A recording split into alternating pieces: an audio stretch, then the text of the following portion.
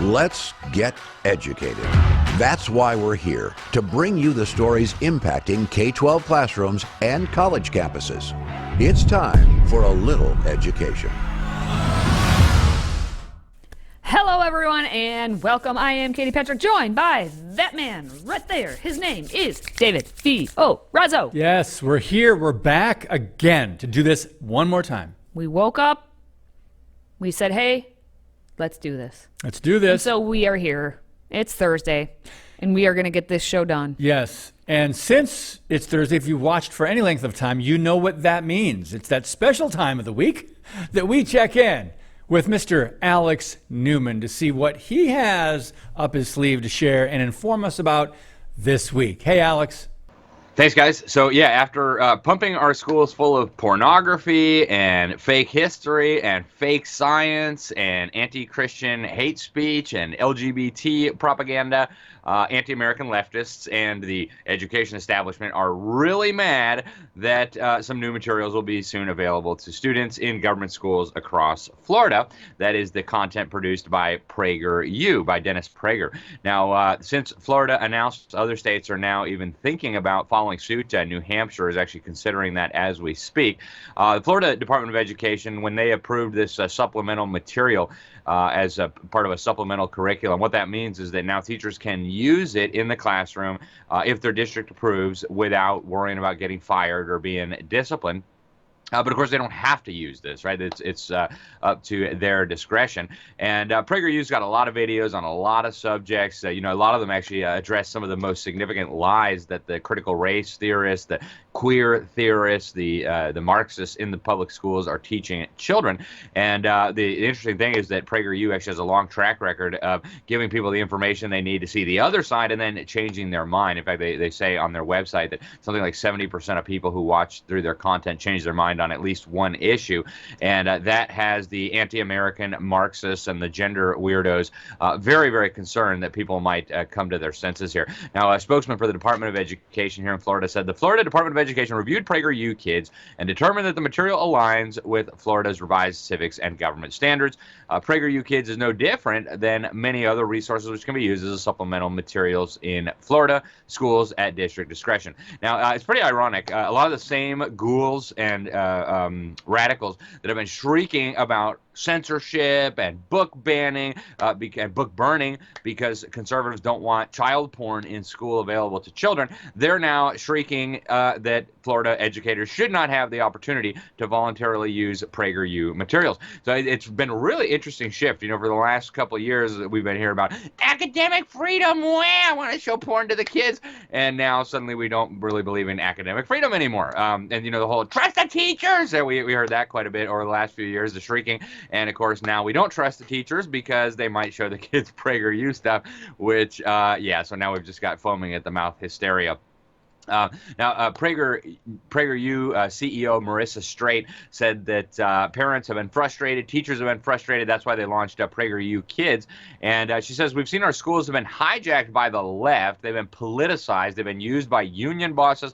They've been doing everything under the sun, not for our children. And that's exactly right.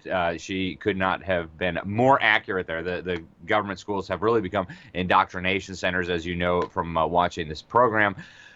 But, you should see the leftists freaking out. It is really incredible. So the far left Orlando Sentinel, one of the papers here in Florida, one of the big papers, they said that this is further proof that Florida's top priority is to fill school kid noggins with alt-right propaganda. So this is alt-right propaganda, apparently. And so to make that claim, he just had to radically mischaracterize a handful of cherry-picked PragerU videos.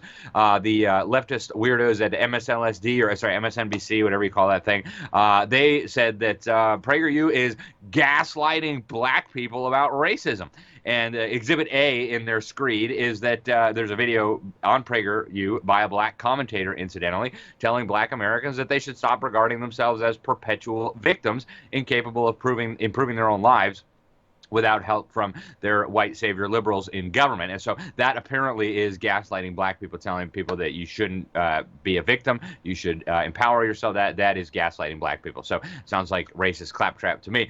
Somewhat even further into insane kook territory, the fringe far left outlet Slate, they describe PragerU videos as quasi-white nationalist content. Oh my goodness, you're probably getting nervous now, right? Oh wow, the kids in Florida are going to be learning white nationalist content. Yeah, never mind the fact that Prager is actually a Jew. But anyways, and their main example for this, they've got a video of Booker T. Washington, obviously a cartoon video of Booker T. Washington character, telling kids that they are not guilty for the sins of the past involving slavery, right? You don't hold children responsible for the sins of ancestors. And he also points out, the cartoon character, that America was among the first places in the world to end slavery, which is, of course, all true. How that becomes quasi-white nationalist content wasn't actually explained, but yeah, you get the point. Right? California Governor Gavin Newsom, who actually just the other day was whining about how schools are not teaching kids all the things that he thinks they need. In fact, he fined a school district in California $1.5 million for not using a book that glorifies an actual child rapist named Harvey Milk. Well, he tried to dupe his followers on Twitter. He claimed that a video with a cartoon character of Christopher Columbus claimed that slavery was no big deal. In fact, I went and watched the video. That's not at all what he said. He said, "In my time, slavery was not considered a big deal," which is, of course, absolutely correct. As Columbus points out, virtually every culture in all of human history has practiced slavery. And so I don't know why Gavin Newsom thought he needed to lie and misrepresent what PragerU said, but I guess if you don't have any true facts to share, you just have to make stuff up. Now, Prager actually did a great interview with Freedom Project's own Dr. Duke Pesta. This was for the New American magazine a couple years ago. Great interview if you watch it. And one of the things they talk about is how the education establishment is just vitriolically and viciously trying to silence any alternative narratives. They're stifling free speech. They're stifling intellectual freedom. And of course, ironically, that's exactly what they're doing here. They don't want any kids in Florida or anywhere else to hear an alternate perspective. So, the fact that these God-hating, America-destroying Marxists in the media and the education and the government have to lie to try to keep children from hearing an alternative view, I think that's very revealing. Now, full disclosure, I don't believe that putting PragerU content in the government schools is going to make them any safer for children. You still shouldn't send your kids there.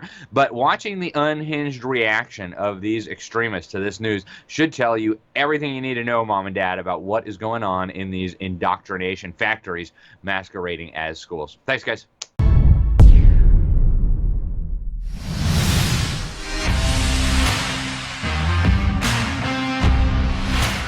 4 people were arrested in Wisconsin last week for reading the Bible on a public sidewalk in America. It happened during a drag queen event called Pride in the Park, where children were being sexualized. Marcus Schroeder was arrested for reading the Bible out loud, and the video has gone viral. Now, understand, this was not in some communist country led by a dictator or under a totalitarian regime where free speech is censored, or was it? I'm David Fiorazzo, and this is Christ and Culture.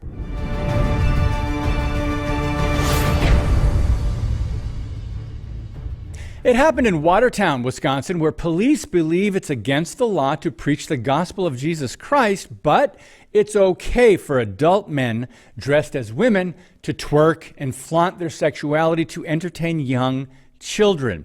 Jason Storms was one of those arrested, and the back of his t-shirt reads, "I will stand for truth even if I stand alone." Now, in the video of Marcus Schroeder's arrest, you can see police officers approaching as he's standing on the sidewalk reading the Bible over a loudspeaker. One of the officers grabbed the microphone away from him, and they say Schroeder was arrested for violating sound ordinance about noise amplification. Jason Storms, he's the minister of evangelism at Mercy Seat Christian Church in Brookfield, Wisconsin, and he said his daughter was also among those who were arrested. Storms said this: "Rather than arrest those sexualizing children, the police arrested 4 Christians exercising their First Amendment rights, including my daughter and one of my sons-in-law," end quote. Apparently, the city gave orders to police to arrest people, 3 of them for the crime of praying and talking to attendees of the drag event because they were inside the park. They were arrested earlier in the day while simply praying and talking to those who attended. Now, the curious thing in the event was it was open to the public, but not if you're a Christian who believes the Bible is true and wants to talk to people about repenting of their sin and being saved. No, no, no, no. The police presence was there to provide security for the drag performers, in lingerie, by the way, as they pranced in front of children and invited them to give them dollar bills. What's also interesting is that according to Wisconsin law, it is a felony to cause a minor under the age of 13 to view or listen to sexual activity. I guess they should define what is sexual. Also, according to the article, if the minor is under 18, it's a Class H felony. Now, Marcus Schroeder has no regrets about being arrested for speaking God's word. One reason the event made some headlines, though, is there were also some Nazi sympathizers at that event, at the drag show in the park. To be crystal clear, they were not associated or affiliated in any way with Mercy Seat Christian Church. Some of the Christians there were actually sharing the gospel with them, with the members of that group as well. I call that equal opportunity evangelism. They were preaching the good news to drag queens, deceived parents, police, as well as the Nazi white supremacists, or whatever they stand for. Now, naturally, Wisconsin, their leftist governor, Tony Evers, rebuked the Nazis and the Christians while posting a statement defending the drag event and supporting child groomers. He emphasized LGBTQ individuals, saying they deserve to be treated with dignity, decency, kindness, and respect, which none of us would disagree with. Stating that drag queens and LGBTQ people are victims, however, Evers said they deserve to be safe being who they are without fear or threat of shame, harassment, intimidation, or violence. So just be who you are. Live. Very profound, Governor, and redundant. Now, his comments imply the gospel brings shame, Christians are harassing and intimidating, and the drag queen community fears verbal violence. But Schroeder said something we should really pay attention to. He wasn't being hateful. He wasn't reading from Romans 1 or explaining why homosexuality was a sin, for example, according to the scriptures. He was sharing verses from Galatians. Here's what he said, quote, "I was reading a passage from the Bible about love, and I was arrested. No reason, not given any warning, not told anything about my amplification being turned down. I was arrested and taken into custody simply for reading the Bible on the sidewalk," end quote. In America, this used to be a violation of the First Amendment of the Constitution. Not anymore. Apparently, Biden Democrats are the ones who abuse law enforcement as a bully pulpit to intimidate Christians and conservatives. Now, here's one key takeaway from this wise Christian young man, Schroeder. He said this: you see, as we become more and more tolerant of sexual immorality in our culture, we've become more and more intolerant towards Christian morality. And the more we become intolerant of Christian morality, the more we are going to see lawlessness in our streets. He concludes by saying we have our disagreements, but there comes a time when we have to understand that we are all going to stand before God one day. We are going to have to give an account of what we have done with the children in our society, the innocent minds, the children who deserve to be protected. Thank you. That's how he ended his talk to the city council.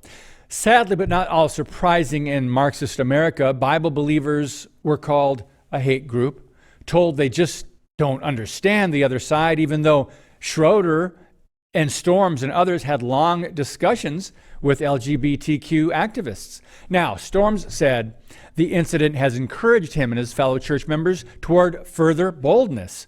By the way, the Sentinel contacted Watertown Mayor Emily McFarland and Police Chief Robert Kaminsky regarding the charges against Schroeder, as well as whether the drag performers would be charged for violating the statutes against sexually explicit conduct. We're not going to hold our breath to hear back. God bless you, and keep speaking the truth about things that matter. Today's show is sponsored by our friends at MyPillow. Save up to 66% on pristine quality bedding, towels, slippers, signature pillows, and much more when you use the code EDUCATED. That's EDUCATED. Educated. Support this show and a great American company.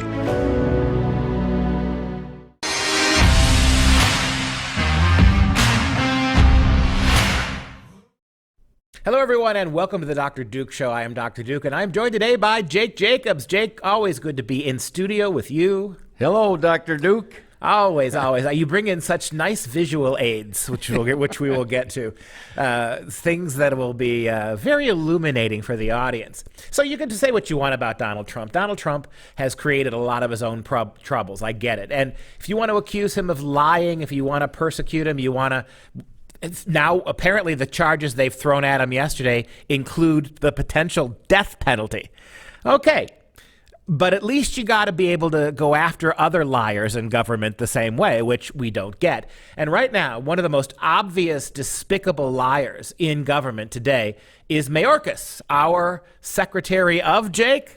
Secretary of Homeland Security. And that's supposed to secure the Theoretically. homeland. Theoretically. Yeah, there he is. This is the guy who actually looked into the camera, and we'll show you the video in a moment, and said that the border is not open. You guys are just wrong. Millions and millions of illegals in the country, every day more of them. Texas is fighting a war on its southern border. Other conservative states have sent National Guardsmen to keep people out of the so-called closed border. And now the clown show that is Mayorkas is actually suing Texas for trying to protect its borders, which they say don't need protecting anyway. You can't make this up. Watch the video. I'll turn it over to Jake. Mr. Secretary, I want to address some of the outlandish claims my colleagues have made and put them to rest at the outset of this hearing. My Republican colleagues claim that the border is open. Is the border open, Mr. Secretary? No, it is not. Thank you, Mr. Secretary. The border is not open, and to say so is not only false, but is really an insult to the brave men and women of the Border Patrol who work every day to keep us safe. Jake, do you beat your wife? I mean, seriously. Is the border... They had a huge hearing for hours in which Republicans gave all kinds of evidence. Empirical evidence upon empirical fact after evidence. fact after fact. And this is going to put it to an end, right? Yes. Sir, is it open? No. Oh, well, there you go. And then he turns around and attacks the Republicans for being irresponsible and crazy. Go ahead, Jake. Well, I got to tell you, Duke, you know that every time I go to Arizona, I go to the border. I was there 2 years ago. We saw a cartel, my wife and I, with my dear friend Tim Foley. We went last year to do a series coming out called American Crisis at the Border. I brought, here we got these carpet shoes. We've got the camouflage bag. We got all the camouflage crap, all the paraphernalia. Are those actually were smuggled in, right? These were worn by illegals. Right, yep. By illegals. And it's all over the place. I was on the border with Arizona rancher Jim Chilton, 84-year-old gentleman, absolutely brilliant, wonderful man. 50,000 acres of land from his Arivaca, Arizona, 8 miles from the border, all the way down to the border, 5 miles of open border. Jim takes me in his truck down to that border with the huge, what he called the Biden gaps, showing me evidence upon evidence of what the cartel is doing. In fact, we saw four cartel guys going up the hill with all their camouflage, with all their paraphernalia. And so when you see this Mayorkas dude, this character, lying, just blatantly lying. I think it's interesting that when Governor Abbott, in March of 2021, created Operation Lone Star, he used the, what do they call it in Texas, the public security system, Texas security system. They used the National Guard. They reinforced the border. They were able to slow down illegal aliens coming into the country, and especially since Title 42 ended, and Joe Biden and Mayorkas are furious. So they're desperately trying to find a way. So one of the ways to muzzle Abbott is Mexican muzzles.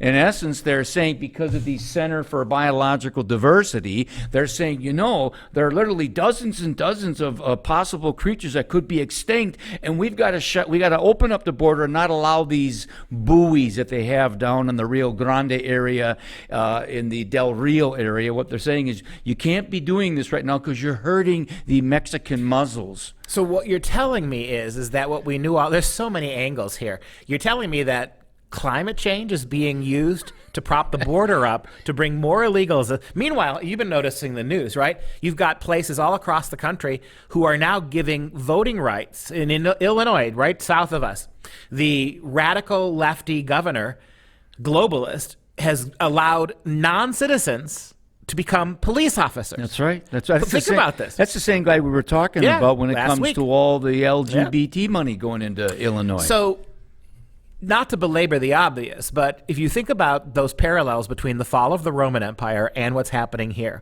one of the things that happened, the peace was kept when Rome became very decadent, when the Republic collapsed. Suddenly, Romans didn't want to fight as soldiers. Look what's happening in our country. American interest in the military has plummeted. There was a poll just last week. Less than about 23%, I think. They're demoralized. You're right. Completely demoralized.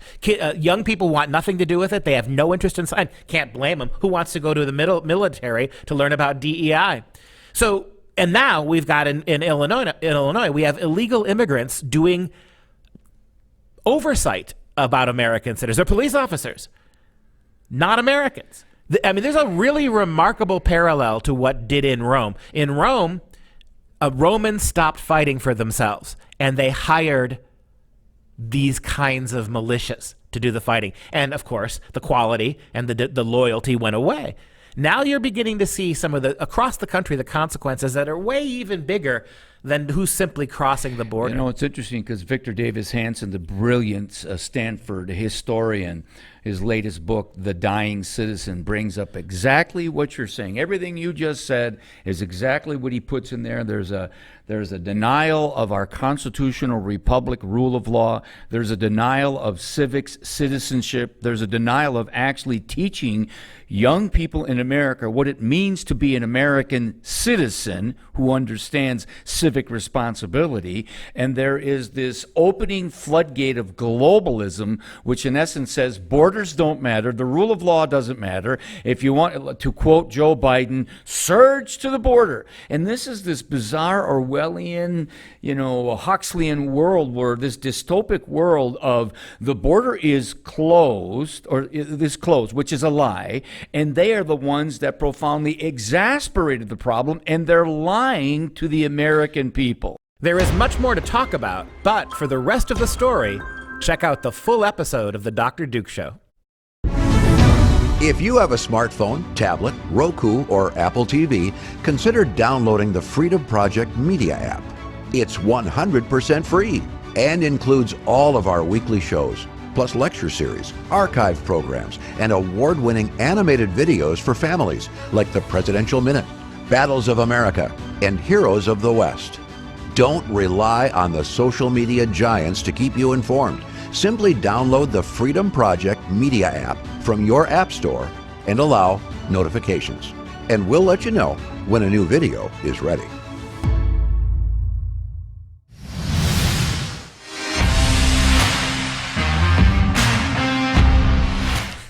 All right, friends, the top-ranked fast food restaurant in the world is unveiling a brand new concept that would add a 4-lane drive-through. Of course, I'm talking about ChickfilA.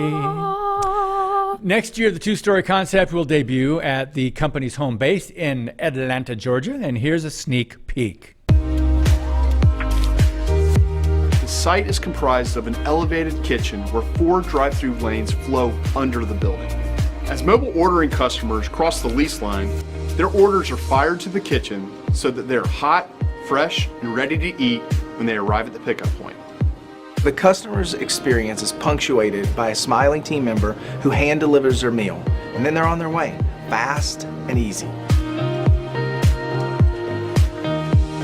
There's one destination for all mobile customers. There's no points of sale, there's no drink towers, so I'm just going in to pick up my meal. We use their GPS location in their app, which gives the restaurant heads up and decreases the customer's time inside the restaurant. These types of digital first formats allow us to uniquely care for a customer in the way that they want to experience us as a brand. I'm a little I don't know. skeptical. I mean, it's got a good beat though. Yeah.